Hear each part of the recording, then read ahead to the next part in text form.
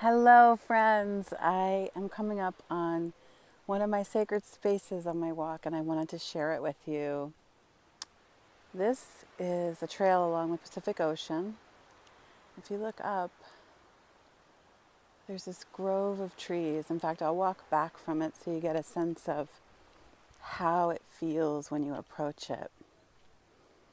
You see how the trees kind of come under cover? Because this is a trail walk along the beach, there's not a sense of true forestry in terms of being under a cover. Good morning. Good morning.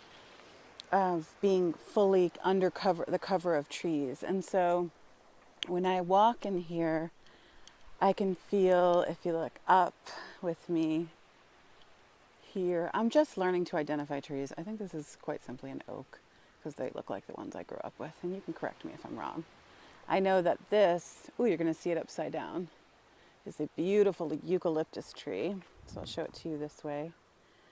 And what's interesting is, some people find this beautiful, some don't. I see so many messages in the trees in terms of the peeling bark, these branches that are dead and fallen off. Even the safe spaces, you see this could be like a little clubhouse in here.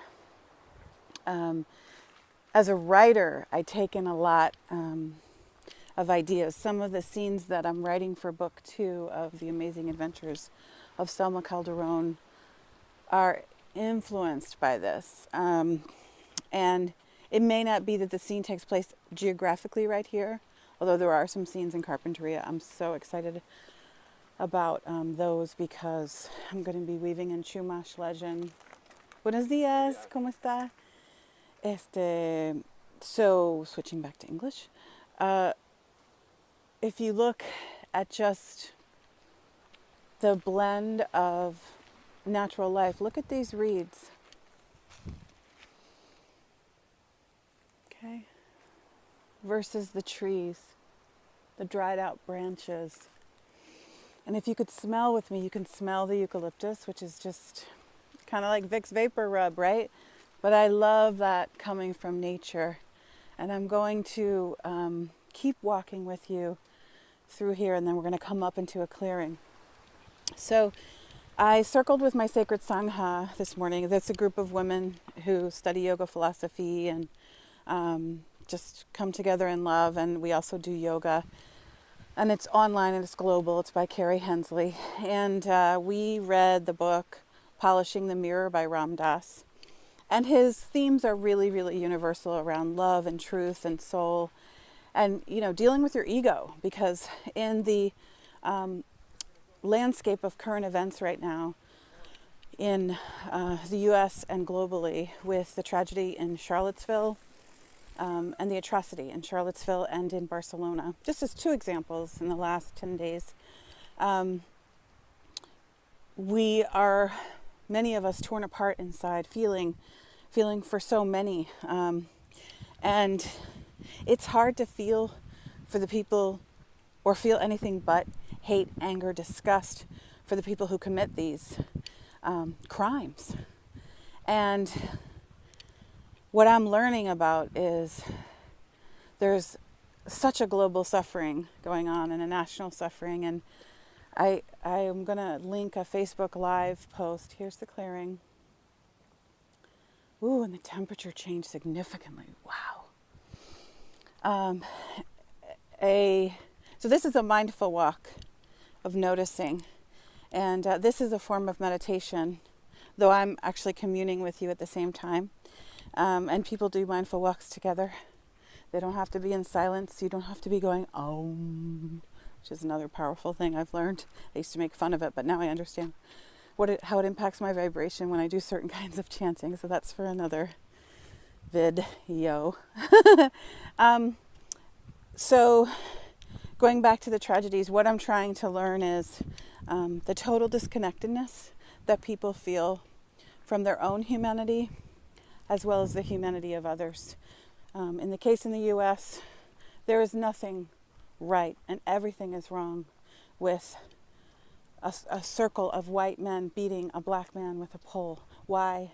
because he was born that way, black, and that's the reason you feel entitled to do such an act of hatred and violence?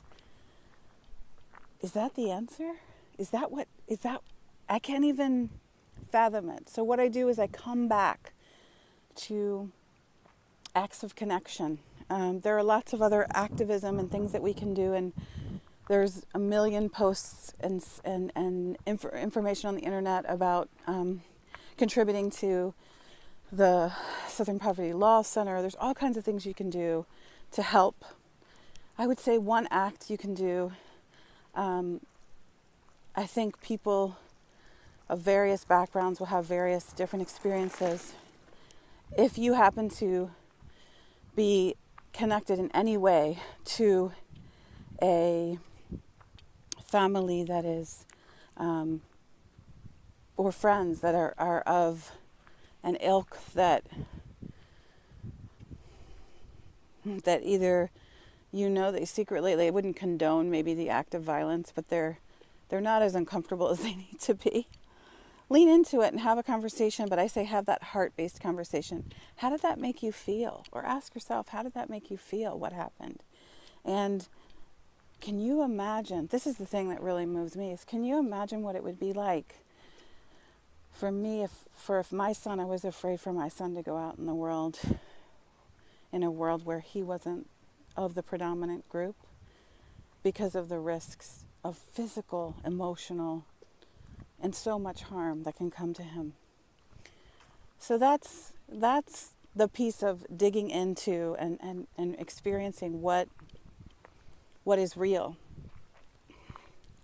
And then the other parts of it are, how do we nourish and take care of ourselves in the face of this kind of pain? I have a family member who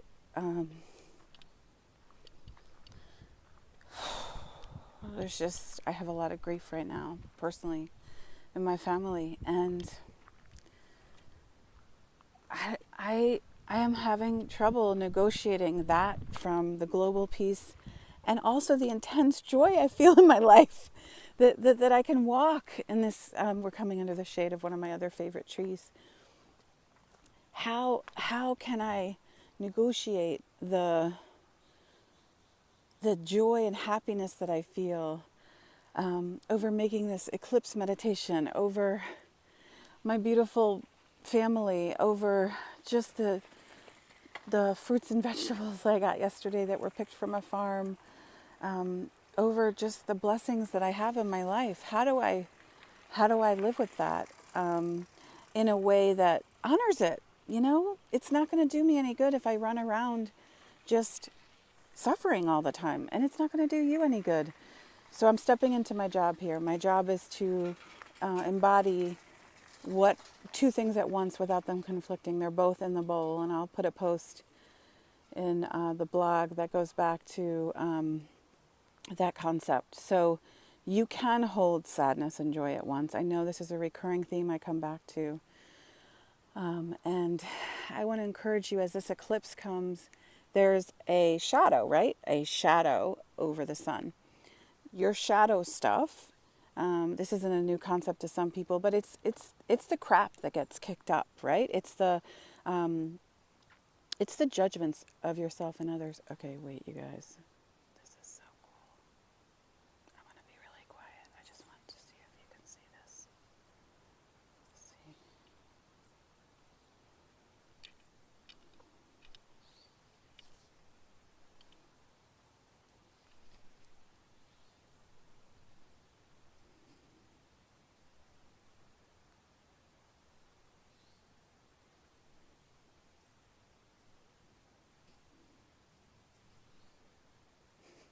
I have no idea if you could see that, but a bunny just came. In the Native American tradition, different animals have different kinds of what they call medicine. So I'm going to look up rabbit medicine and see what that means. Wow, that was beautiful. So that was a little mindfulness, and I just I'm whispering to you with love. This eclipse is coming. If your shadow stuff is kicked up, your anxiety, your despair, your fear, feel the feels. Let it be there. Talk to it. Hi, this is how I do it. I see you. I see what's going on. Or your ego gets kicked up. That's protection. That's natural. You're protecting yourself. There's opportunities to be able to live with that and use it to your advantage and really become aware, a heightened awareness, so that you can come up into a purity of self that is your higher self. And that is how you go out into the world and you smile at someone who is different from you. Everyone is different from you, and yet we are all part of one universal humanity everywhere. And we are healing. The love, the love that we feel and the opportunities to create healing are so big right now. So I just invite you to recognize what role you can play, even when you feel so powerless. I want to assure you, you have the power to make someone feel loved. And in that sense, I would encourage you to, a friend of mine channeled a message. And, you know, you get messages like, don't take that job. Don't take that extra drink. Or pick up the phone and call that person you love. Or dance. Here's some beautiful flowers for you. Look at that. So what I would say is his channeling was months ago, before all the hullabaloo of the eclipse got really big. And I was one of 3 people he asked to share this message. I think I shared it with you in another video months ago. And it's just that we need to meditate on love during the eclipse. And you know what it is when you walk into a room, or what you witnessed in Charlottesville. It is the pulsation of the negative and the evil and all those things, and hurt and pain. And this is our chance to elevate the vibration so high that we can be in love, all of us doing that together. So with that, I'm coming to the edge and not going down below, just showing you the beauty of the ocean.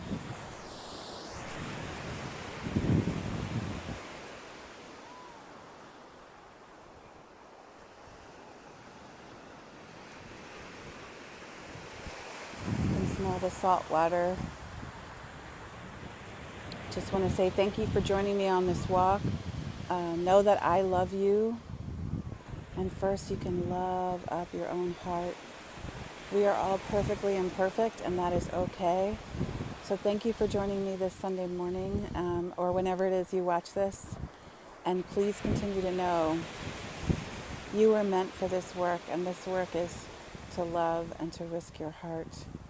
And you don't risk it blindly, but at least in the next 24 hours, please take some time to say a prayer, speak your love, do the meditation I shared, whatever works for you, and bring the vibration of this humanity up. We need it. With that, I say big love, enjoy your day, and I'm going to continue my walk and get in those waves. Later. Mwah. Bye, people. Thanks for watching.